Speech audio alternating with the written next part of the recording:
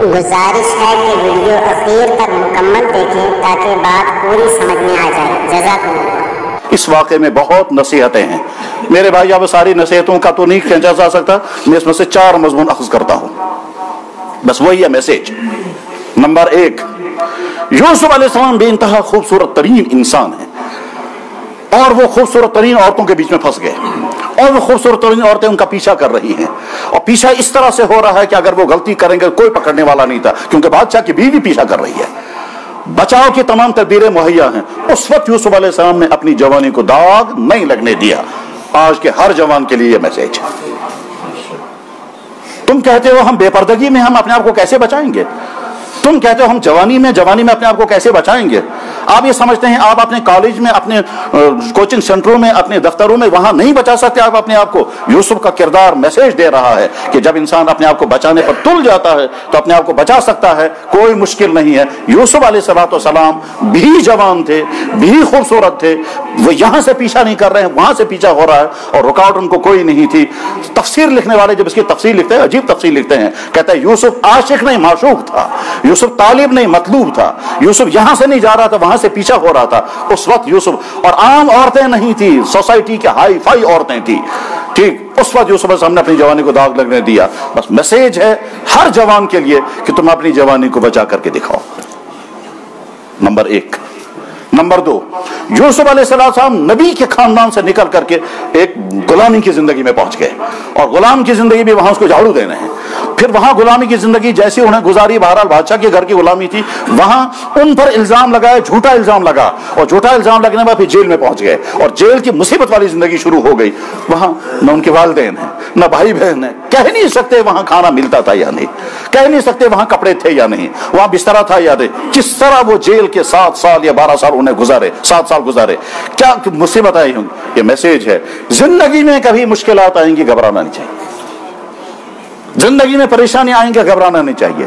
ان پریشانیوں میں کچھ اپنی غلطیاں ہو سکتی ہیں, کچھ دشمنوں کی غلطیاں ہو سکتی ہیں, بہرحال پریشانی کسی وجہ سے آئیں, کبھی ہمت نہیں ہارنی چاہیے, کبھی گھبرانا نہیں چاہیے, کبھی واویلا نہیں کرنا چاہیے, اور ہر مصیبت کے وقت ذہن میں رکھنا چاہیے اس رات کے بعد اگلی صبح ضرور آئے گی.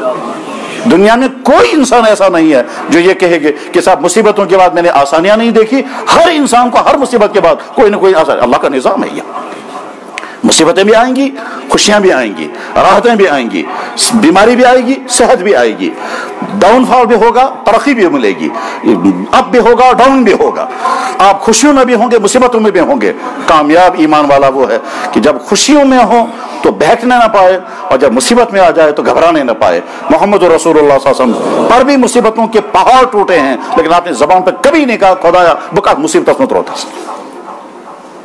یوسف علیہ السلام کی وہ پوری, وہاں جب آیتیں پڑھتے ہیں ہم, کہیں کسی گلا کیا ہو خدایا میں تو نبی کا بیٹا ہوں, میرے ساتھ کیا ہو رہا ہے, یا اللہ آپ مجھے نہیں بچا سکتے تھے وہاں جب میرے بھائی مجھے وہ کنویں میں پھینک رہے تھے. اللہ کی طاقت تھی بچانے کی, بتا سکتے تھے, مگر اللہ کا نظام سے چلنے دو, جھیلنے دو مصیبت ان کو.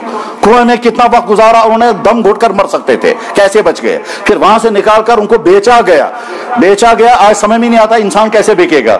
یہ بکروال لوگ اپنی بکریاں لے کے چلتے ہیں, مان لیجئے 2-4 لڑکوں نے پلان بنایا ہم ان کی بکری چھینیں گے, گئے حملہ کیا, بکری چھینی اور لا کر پوچھ کو بیچ دی. بس ایسے اس زمانے میں انسانوں پر حملے ہو کر انسان بکتے تھے. تو یوسف علیہ السلام کو بیچا گیا, پھر بادشاہ مصر نے اس کو خریدا, پھر بادشاہ کے دربار میں غلام بن کر رہے, پھر جیل میں پہنچے, ساری مصیبتوں کا دور گزارا, لیکن یوسف علیہ السلام گھبرائے نہیں.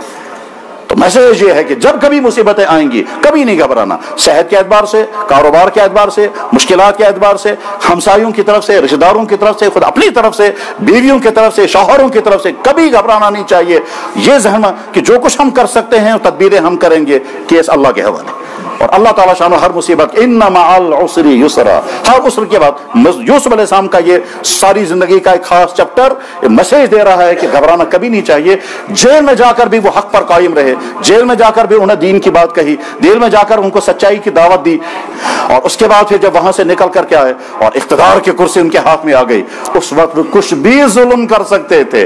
تو جب ہمارے ہاتھ میں اقتدار آ جائے, چاہے چھوٹے دفتر کی کرسی ہو, چاہے بڑے دفتر کی کرسی ہو, یا اس سے बड़ी कुर्सी हो, ये समझो ये कुर्सी हमारे पास अमानत है। चाहे आप किसी प्राइवेट स्कूल के प्रिंसिपल हो, चाहे किसी प्राइवेट स्कूल के चपरासी क्यों ना हो, या मस्जिद का कोई इमाम क्यों ना हो, जो ओहदा हमारे पास आए, जो ओहदा हमारे पास अमानत है, इस अमानत का गलत यूज नहीं करना है। यूसुफ अलैहिस्सलाम की जिंदगी मैसेज दे रही है। जब मुझे मुल्क का इख्तिदार मेरे हाथ में आ गया, मैंने उसको अमानत समझा और मैंने उसको अपनी लोगों पर जुल्म करने का जरिया नहीं बनाया। कम से कम ये 4 मैसेज इस वक्त यूसुफ अलैहिस्सलाम के इस वाक़े से समझ में आते हैं। मैसेज नंबर 1, जवान अपनी जवानी को पाक साफ रखें, ड्रग्स से, गलत ताल्लुकात से, फैशन से, बुरी आदतों से, आवारा फिरने से, गलत ताल्लुकात जोड़ने से, ये मैसेजों के यूसुफ अलैहिस्सलाम का मैसेज। नंबर 2, जिंदगी में मुसीबत आएंगी, मुसीबत में घबराना नहीं है, यूसुफ अलैहिस्सलाम की जिंदगी मैसेज दे रही है। नंबर 3, जब आप इंतकाम लेने की पोजीशन में आ जाएं और आप कुछ भी कर सकते हो, इख्तियार आपके हाथ में, उस वक्त माफ करके दिखा दें, यूसुफ अलैहिस्सलाम की जिंदगी मैसेज दे रही है। अल्लाह जल्ल शानुहु इस मैसेज को मेरे लिए भी और आप सुनने वाले भाइयों के लिए भी मुफीद से मुफीद तर बनाए। व आखिरु दावाना अनिल हम्दुलिल्लाह।